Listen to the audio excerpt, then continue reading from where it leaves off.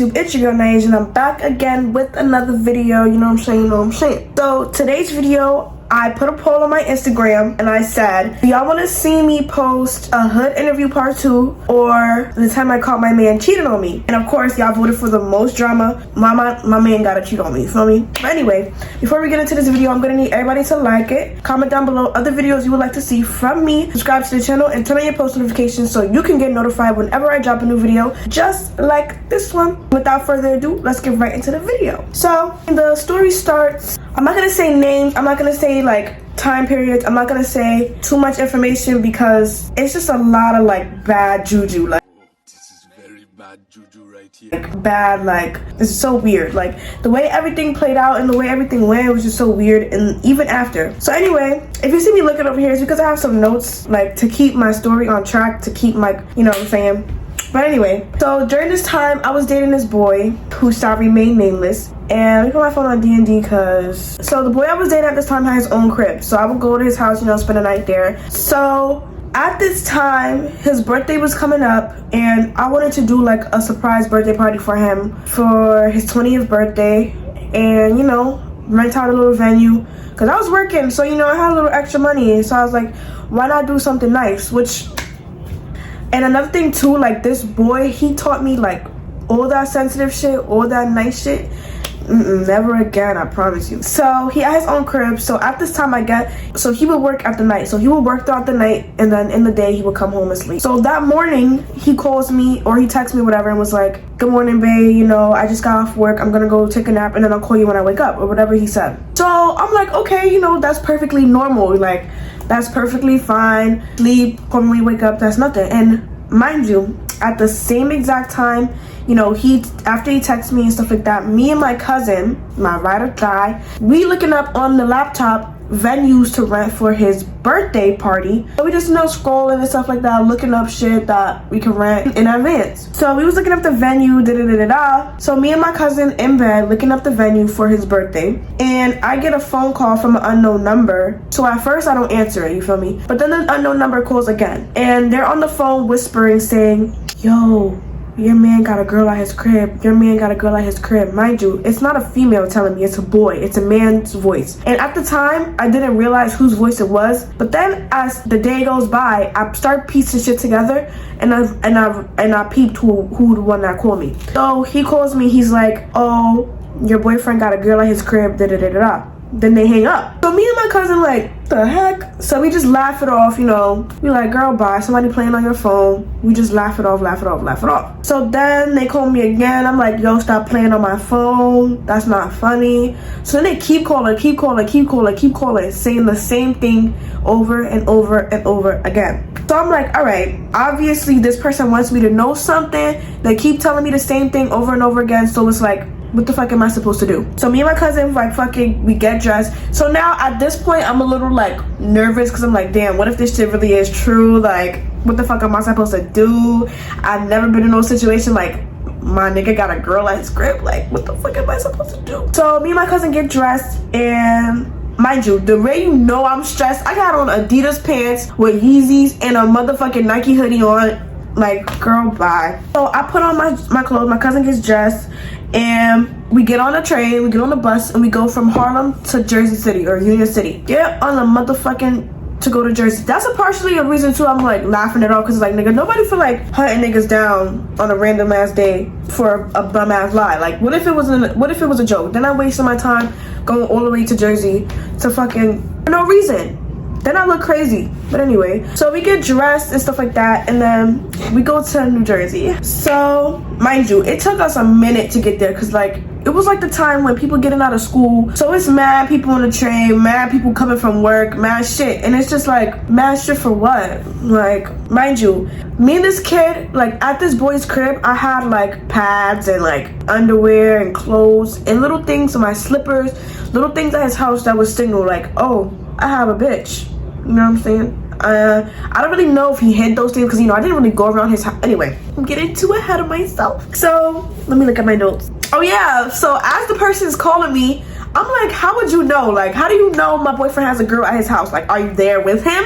Are you with the girls too? Like, how do you know? So this person's like, yo, just trust me. I just know, just trust me, bro. So when they're saying that, that's when I realized who voice it fucking was. So anyway, I go to Jersey, and my cousin, so we go to my boyfriend's house or whatever. So the type of house he lived in at the time, a house, but it had multiple houses in it. So there was an upstairs with houses, there was a middle floor, and then there was the basement. So I get to his house, and my cousin waits outside. So I tell her, like, you know, wait outside just in case, because I'm about to break into this boy's house. So just in case somebody calls cops or whatever, she's not on the property. She's outside the fence. You get what I'm saying? So, because his landlord lives in the same thing, like the same house. So I'm just like praying to God, like, I pray I don't go to jail, like, because like I said, say this kid was really like lying on the phone, like, and there was no girl, like, what if I went to jail for no reason? You know what I'm saying? So I had to be really cautious, like. But anyway, so I told my cousin, you know, wait here, and if I need you, you feel me,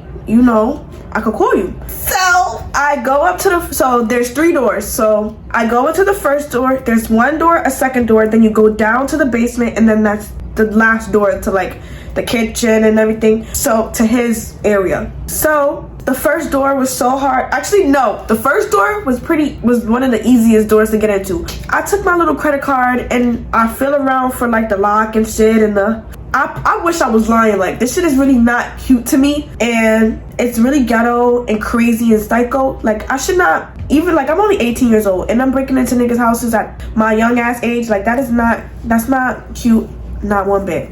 In the first door, I take my credit card and I start feeling around for, like, you know, to push the door thing so the door would slide open, which it did. So then the second door was so hard to break into, bro. Like, I was about to start crying because once I hit that door, like, my heart told me, like, something's not right. Like, I started to sweat and I started to, like, feel, like, anxious. So the second door is hard as fuck to open. I'm fumbling. I'm like, damn, I hope I don't fumble. So I'm knocking. Now, at this point, I'm banging on the motherfucking door. Like, please, I pray somebody hears me. Like, because mind you, multiple people live in this house. So it's like somebody will come down or come upstairs, come downstairs, come wherever to open this motherfucking front door. So I'm knocking. Nobody hears me. Thankfully, they didn't, because that's just probably illegal anyway.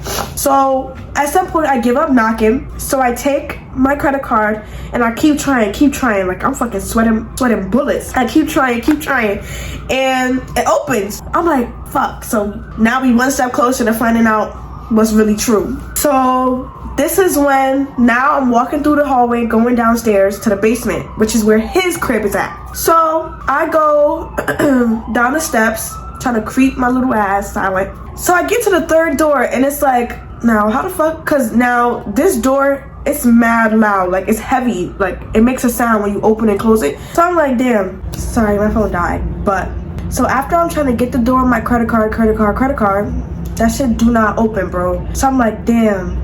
So now I gotta think, like, what the fuck? So I'm trying to keep trying. So then I take out my knife, because I always keep some type of weapon on. And I'm like, all right. So I start feeling around. So then I realize the wall that's like next. So like, you see that doorknob, the wall part, like right here.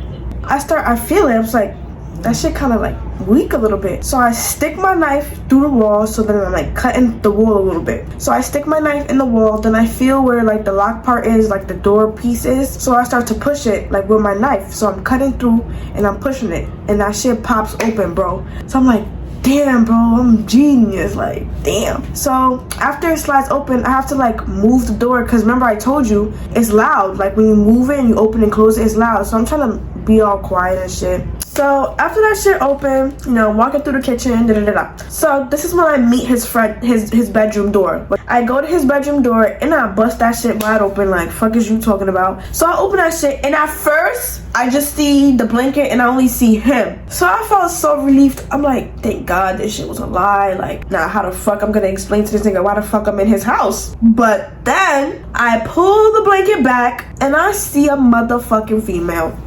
I should have recorded it. I should have took a picture. But when I tell you guys, like, there's nothing on this planet that has ever made me feel that way. Like, I have never once in my entire life felt so betrayed. Like, I don't even know how, like, the words, I don't have words to explain the way my heart dropped that day. So anyway, I go in his house, in his room, and I pull the blanket back and I see this girl. And I'm like, Ain't no fucking way. So when I pull the blanket off, that's when they wake up and shit like that. They like, what the fuck going on? So he looks me dead in my face, and when I tell you, his face said, damn. I'm telling you, when he looked at me and he noticed it was me, he was like, fuck. So then I'm like, yeah, nigga, this me, and what about it? So I walk over to the girl. I'm like, get up, y'all niggas, get up, get up. So me personally, now I know not every female is the same, but when it comes to females, I'ma always side with the girl, like 100%, because niggas be lying, bitches be lying too. But it's like, as a female, I'm not gonna automatically assume that you're the problem. You know what I'm saying? Because I know how niggas be, I know how niggas do. So I go up to her, I'm like, you know, what's your name? Who are you? Tells me some weird ass name. Come to find out, that wasn't even her fucking name. And come to find out, bro, like, I swear this is some crazy shit. The name that she gave me as her fake name turned out to be the name of his future girlfriend. So after me and him broke up, his new girlfriend, her name was whatever the fake name that this girl gave me. Anyway, so I asked her name. I was like, did you know he had a girlfriend? She's like, no, I didn't know. So I was like, okay. So I look around the room, you know, I don't know what they was doing. I don't know really what happened. I wish I would have caught them fucking, so I could have really had a reason to slice niggas up. But they was just in the bed asleep. So it's like, I don't really know what they was doing. But she had a purse, like a tote bag. So I just don't know. Like, I really wish I could find out the 100% truth, but I just never will. So I really don't know. So I'm like, so I walked out the room. I'm like, I'm in shock at this point. I'm like, damn, bro, like that's where I rest my head. Like, I was sleep in this nigga's crib. Like, that's really devastating. So I walk out the room, you know, I'm like pacing back and forth, my heart beating, I'm like sweating, I'm like, damn, bro, what the fuck? So I walk back in the room, I'm like, all right, pack up your shit and let's go. Tell the girl, like, get the fuck out of here. So I just didn't want to hurt, like, I did not want to beat her up for the simple fact that she was with a nigga. Like, cause say for example, I'm talking to this boy and I go to his house one day and come to find out he has a girlfriend, and then she whipped my ass. How was that my fault? Like, I don't know. Like, so it's like, I didn't want to be that girl, the aggressor. Like, I wanted to be classy. Like, all right, now get your shit and keep it pushing. Like, I didn't want to be the one that, because every single time I see a cheating prank or a cheating video, the girl always fights the girl. But it's like how? Like, I don't know. But anyway, when I came back, I told her to leave. She was like, getting her shit. She was like, all right, I'm not about to do this. Like, I'll leave. So then I'm going up to him. I'm like, this what the fuck we do now? Like, is this, like, at this point I'm breaking down. Like, I'm not crying though. I held my shit down. I did not cry in front of that nigga. I didn't. So I walked to him. I'm like, you know, this is what we do. Like, I see how you coming. Like, I see who you truly are. I see.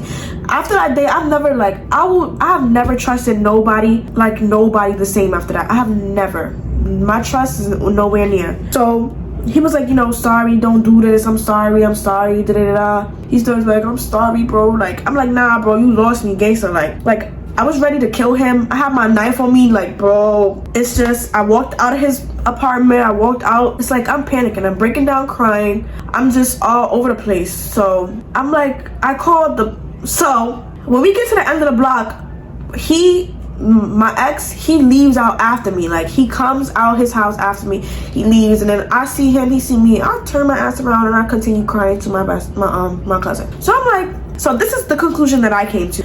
I think that I'm gonna just call him Poop. So I think Poop told his best friend that he was gonna link a girl today, like, gassing shit up. So then I think Poop's best friend called me from an anonymous number trying to have my back, like, yo sis, because me and Poop's best friend was mad cool. Like, I had no problem with this kid.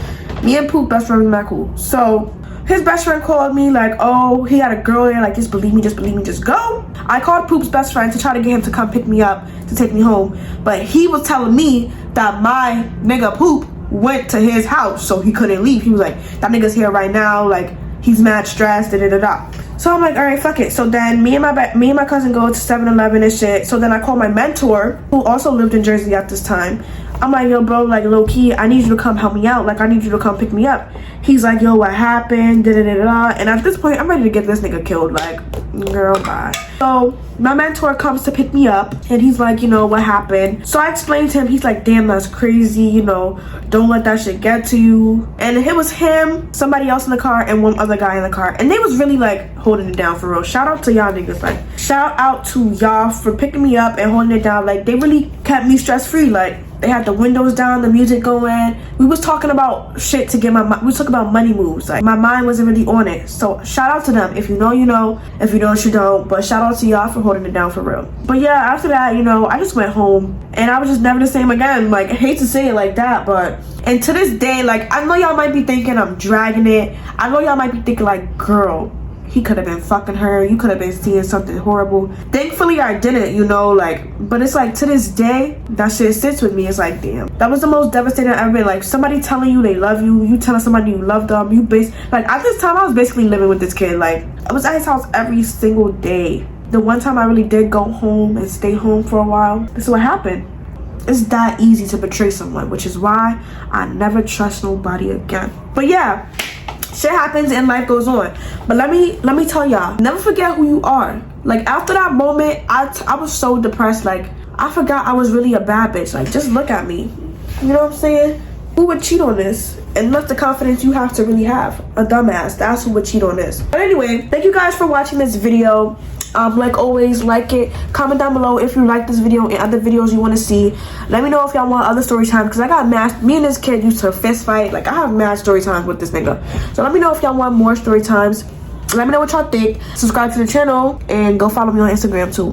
And go watch my recent video, Hood Interviews, because there's going to be a part 2. I'm going to do a part 2, and I think I'm going to do each Hood interview in a different hood. So, like, this time I did it in Up the Hill, LES. Next time I think I'm going to do it in Harlem, in my old hood where I grew up. And maybe I'll do one in Brooklyn. We'll see. But yeah, like, comment, share, subscribe. Mwah. Didn't even ask me what I wanted. You make dumb assumptions. Clearly not your forte. Clearly don't be fucked.